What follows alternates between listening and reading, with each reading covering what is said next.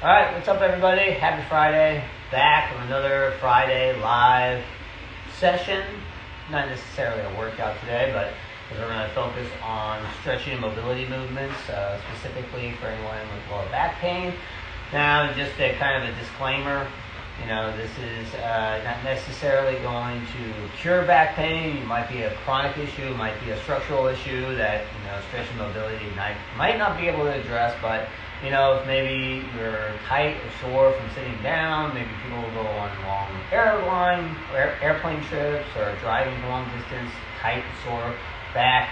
A lot of these mobility movements could be help address that, help mitigate that, but don't think just these stretch and mobilities are going to be the end-all cure for lower back pain. It can definitely help. I would never say that there is trying to cure lower back pain. Stretch and mobility is not a big part of it, because it definitely is. But if you have chronic lower back pain, it could be something structural, so you always want to get it checked out. But if we're talking about just general tightness and soreness in our lower back, a lot of these movements are going to help with that. All right, so we're going to start on the floor. Something that you guys may be familiar with. We're just going to do, and especially if you've done yoga, I'm going to back up so you can see it. We're just going to hit our up dog, down dog. All right? So for my down dog, and people have different variations of the down dog. I let my knees be bent. I don't have a straight leg down dog, because my straight leg, typically my back rounds. I like to try to flatten out my back. So when I think about pushing my chest to the top of my thighs, so I let my knees bend. Good, drive through my hands, point my tailbone to the ceiling, and then I'll come down, pitch down, head up for the up dog. Okay? And top of my toes if I can, top of my feet, I should say. Really try to push through the floor, push through the feet, chin to the sky. Now let's cycle back, tuck my toes underneath, pull my feet in a little bit, drive, tailbone to the sky, to the top of my chest. You see also, I get my heels down. I wouldn't say it depends on your ankle mobility, but really try to drive those heels down, feel that calf stretch too. Okay?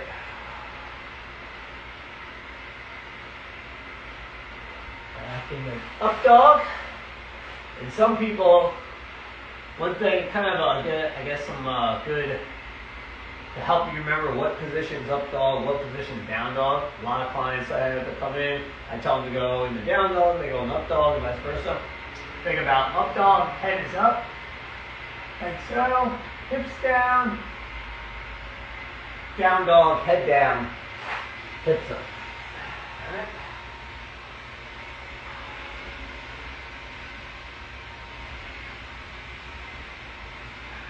One more up dog. Okay.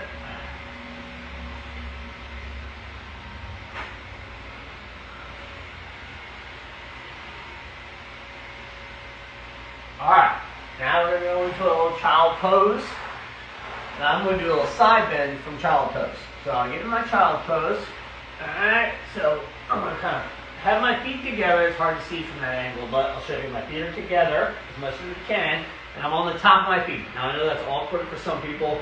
If you can't accomplish it, just have your butt up a little bit, okay, or your toes tucked, whatever's most comfortable, or what you're able to do. And you're going to try to really push that butt back as far as it can go. Head and chest down, arms extended way out. One thing I don't do, and it depends on, kind of what you're trying to achieve, but a lot of people will lay down here and just rest, which is not necessarily bad, right? But if I really want to feel this more, I really keep my head off the ground and push my palms into the floor, right? That really starts, activating that upper back and the scapula and lats. And I can even push and push back with the hands, push down with the hands, and really feel it throughout the entire back. All right. So I'll hold it here for a few more seconds, then I'm going to start the side bends. And as you can imagine, with the side bend, I'm going to slide my arms as far as I can without moving my hips. So I'll really feel this down the lateral line. So right here, when I move my hands to the left, I feel it down the right side. Alright. And I'll slide here. Do it on the left side. Couple deep breaths in and out. Anywhere from 10, 20-second holds. Going back to center. Now you can always vary it. You can hold longer. I'm really kind of just repping it out. You know, it's not really static holds. I'm switching from side to side, some more active stretching. You know, so you could probably get this in your pre-workout routine. Obviously, this is just mainly kind of to cover, I guess, if we're dealing with some lower back issues. But it's also a good move, especially I think if you're going to do a leg day. I think this is like up dog, down dog, top dog is a great kind of go-to warm up. Especially if you kind of rep it out, you cycle from one position to the next, you know, 10-second hold or so. Really trying to get that active, somewhat dynamic, I guess. Warm it. I don't know if I would classify this necessarily as dynamic. We're doing some movement. Alright. So that was our up dog, down dog. Alright, so now we're going to go to cats and cows. Alright, really working on our spinal flexion extension. Alright, and like I said, if there's some issues where any point, any of these movements really cause more pain associated with the stretching, like you're really kind of feeling that the area loosen up, you probably don't want to do it. Right, you might have a bigger issue. So just be careful. Alright, so kind of hard. I got my jacket on, so it might be hard to see this one, but I'll show you from the side. Alright, so tabletop position, screw my arms to the ground, grab my chin to chest.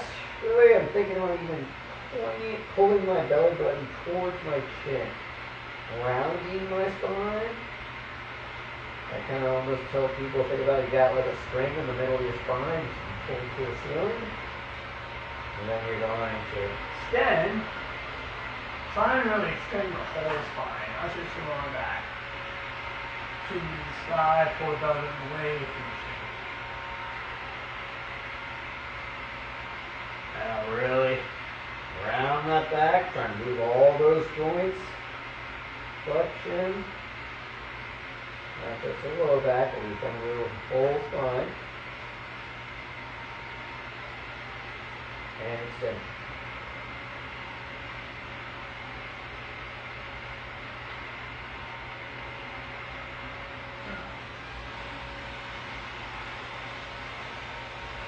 One more time for each. We're just cycling through some moves, so you see these moves, you could probably, if you really wanted to, do several sets, you know?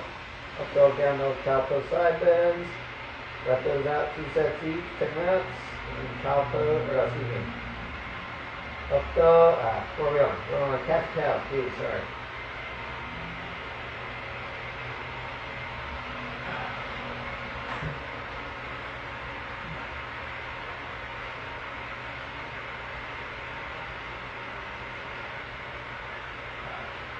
Alright, my pair, my child pose, or my next move I'm going to move to is adductor stretch. So my legs out to the side. I'll show you from the straight on view, right? Inside, right? So here's a good, this is probably a little better view, right? Straight out from my hip, foot's flat. Really trying to drive tension into the floor with this leg, right? So I try to almost tell people, think about it, you're trying to bend the knee towards the ground. Obviously it won't bend that way, but that helps create that tension right inside that adductor, right?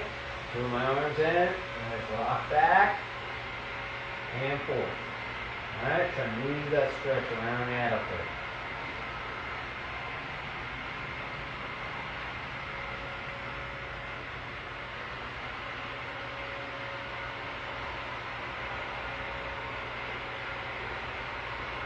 Yeah, maybe you rep this out, we'll do 10 on each side, and we'll go back to cats, and then you can go back to cats and cows. About 2 sets of cats and cows and adductor stretch.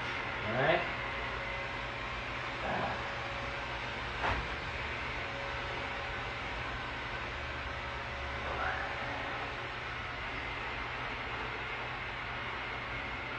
One more, then we'll switch legs. And I'll show you from the front here.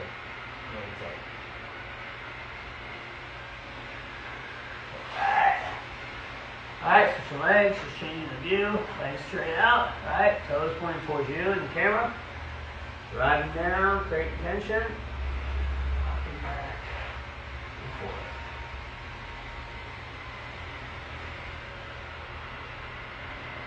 This is a good, much needed. Not only I feel like we haven't done stretch session in a while. I need it. I'm hitting it hard this week, so a good recovery stretch session. You know, I try to do my stretches every day. Hopefully you guys also.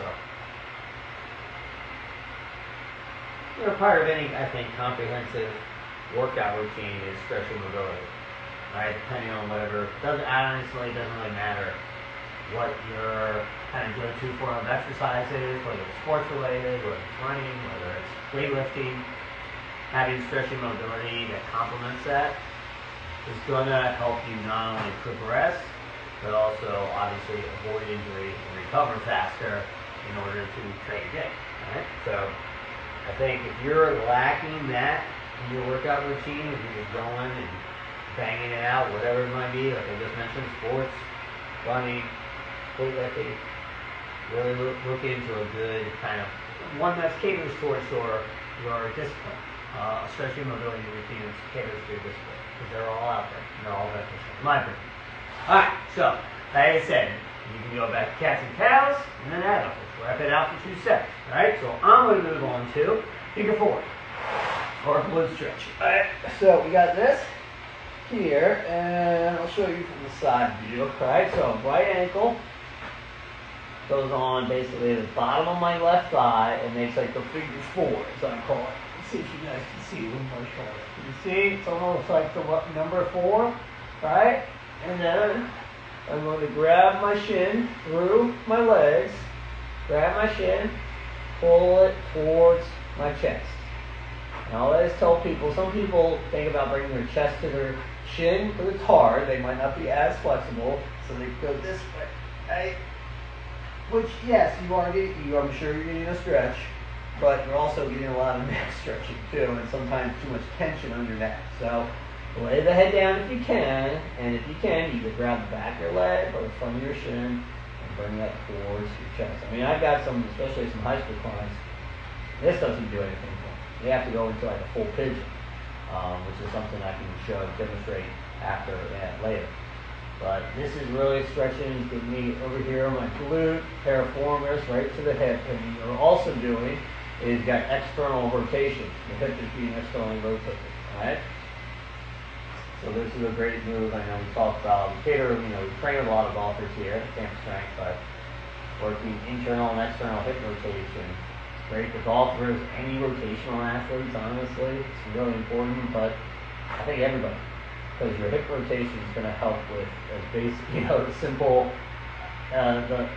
Walking is you're improving or working on your hip rotation to benefit walking, right? To benefit your balance, which could help prevent injuries. So it's all connected. It's all beneficial. All right. So now what I'm going to do is I'm going to let it fall over. So I call this one pull over. Figure 4 pull over. Right? I'm sure there's other better names for it. So what you're doing really, you're doing a hip internal rotation stretch, right? So what this leg is doing right now, this leg that's on top, my right, is pushing my left knee down, but I'm trying to keep, my lower back's off the ground, but I'm trying to keep my shoulder blade on the ground, and I'm pushing. So that is creating internal rotation on this hip. You should feel it, if you're doing this, feel it right around that hip pocket. For me, I got my left side, so whatever that bottom leg is. And I'm really trying to create some tension with this foot and push down. Right, you can even look the other way if you really want to get a little bit more stretch. Right, so you're kind of rotating your rotating the opposite direction to intensify the stretch. Right, if not, just keep the shoulder blades down. Right, hold for a few more seconds, and we're going to switch. Alright, figure 4 on the other side. Now left ankle here. And you guys can see, I know it's hard to see, but I have a lot less range of motion over here. Alright, so this knee, when I do the other side, is way down here. This one's up here, right? So I really got to pull her in. Yep, I definitely could use more, and like I said, I definitely work on it too, but You detail, and everybody, it's common. Asymmetries. So you have one side more flexible than the other, more mobile, especially joints, or speaking of joints, you'll have those asymmetries.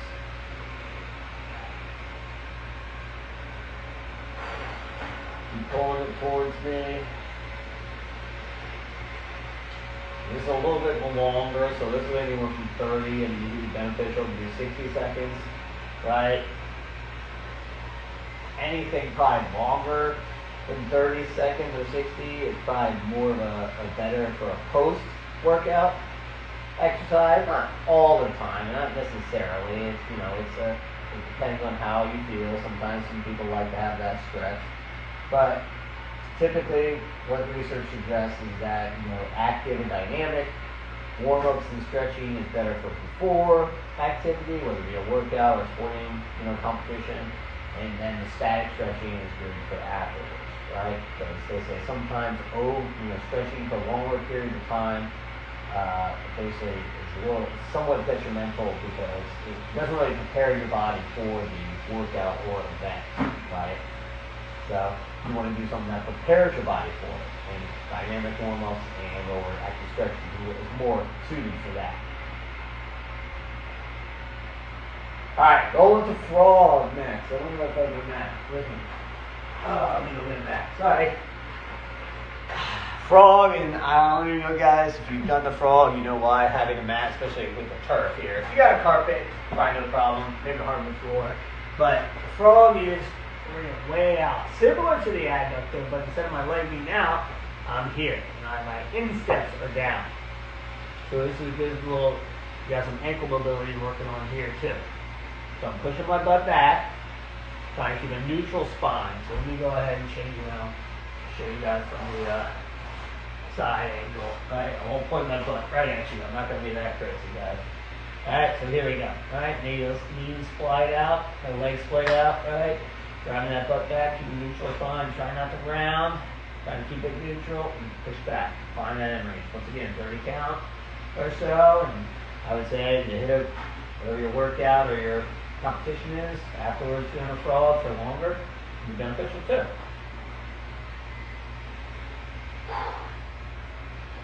Like I said, I not only developing kind of a routine, if I have lower back tightness, I really try to work my lower back a lot, whether it's between deadlifts and or back extensions. I know how important having a strong back is too, for not only, obviously competition, but also for longevity, I think if you have, if you're able to maintain strength in an area, strength also helps prevent weakness and pain, right? In my opinion. Right? Obviously, you can hurt your back if you don't team. That goes without saying. But I think totally shying away from resistance training on certain areas because you don't want to get hurt, I don't necessarily think that's always the best decision. Everybody's person dependent, and obviously their pre-existing condition is another story. But I think resistance training is probably one of the best ways to prevent injury, honestly, especially when it's done right. Obviously, it's done right. Okay. All right. So with that frog, I'm going to do internal lift off. I'm going to rotate my head. All right. So I talked about internal rotation a little while ago. I'm going to get back to my frog. I'm going to go here, try and keep the spine neutral, and then internally rotate the thigh bone.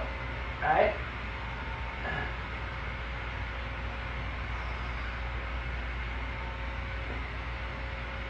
So with this one, I really don't want to focus too much on any lower back movement. So I don't want to do this. Some people get up this high, which are really just moving your lower back and extending your lower back. You're not rotating the thigh bone. All right, one more side. Last one. All right. So one more we're going to do. We're going to do the hamstring stretch. Now this one, you need a band for this one. So if you have any type of band, mini band, long band, this is a great one for this one. For your hamstring, that whole, obviously, hamstrings connect to the glutes, glutes connect to the lower back. So having a flexible posterior chain and mobile hip or pelvis, all the joints that surround the pelvis is beneficial. All right, let's light up to the sky, lifting it 10 times. Good. Like I said, you guys rep these out at your leisure. Get a couple sets here and there. Alright. And then you guys can have this in your routine. If you ever have any lower back stiffness or tightness, or maybe you gotta get ready for a round of golf, or some basketball, or a leg day, you know?